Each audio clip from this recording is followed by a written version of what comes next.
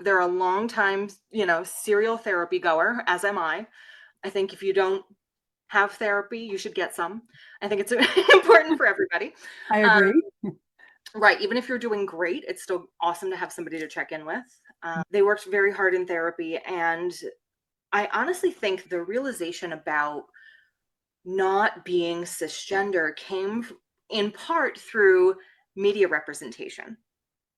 Oh, I think sometimes there's all this conversation about, you know,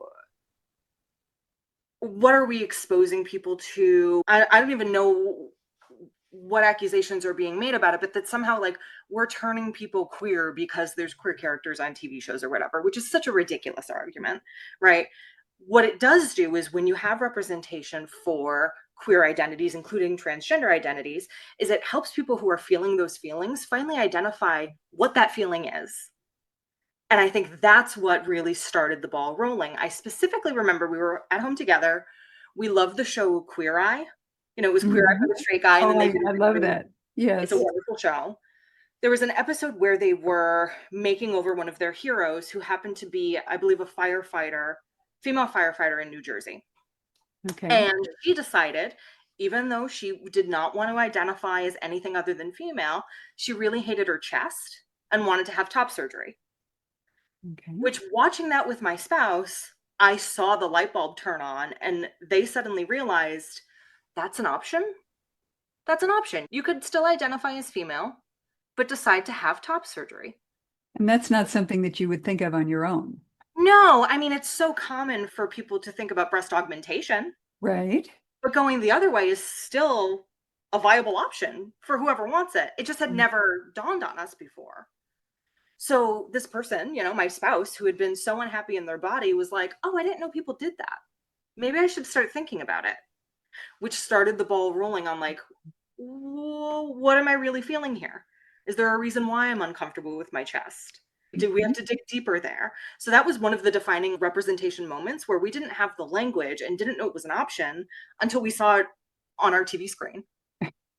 And then you could pursue it from there. Correct. And do all the self discovery, right? You don't know what you don't know.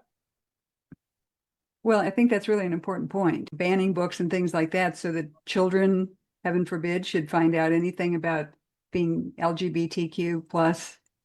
Yeah. Nobody's getting turned by representation. They're just identifying who they really are.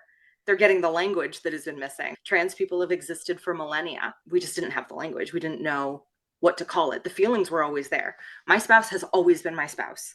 Like the Mm. core of who they are has never changed. We just found the words to call it what it is. They've always been themselves, like speaking to their family, speaking to childhood friends. They have always been exactly who they are now. We just didn't have the language to say, my spouse is transmasculine until a couple of years ago. Did their personality change after they went through the transition? Not personality. I would say that their mood and their demeanor changed.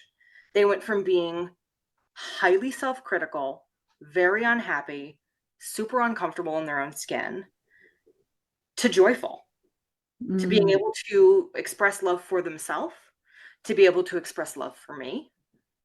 Like night and day, it opened a door. And who wouldn't want that for yourself, for anybody else? Someone you cared about, even people you don't know. Wouldn't you want that for people? Right.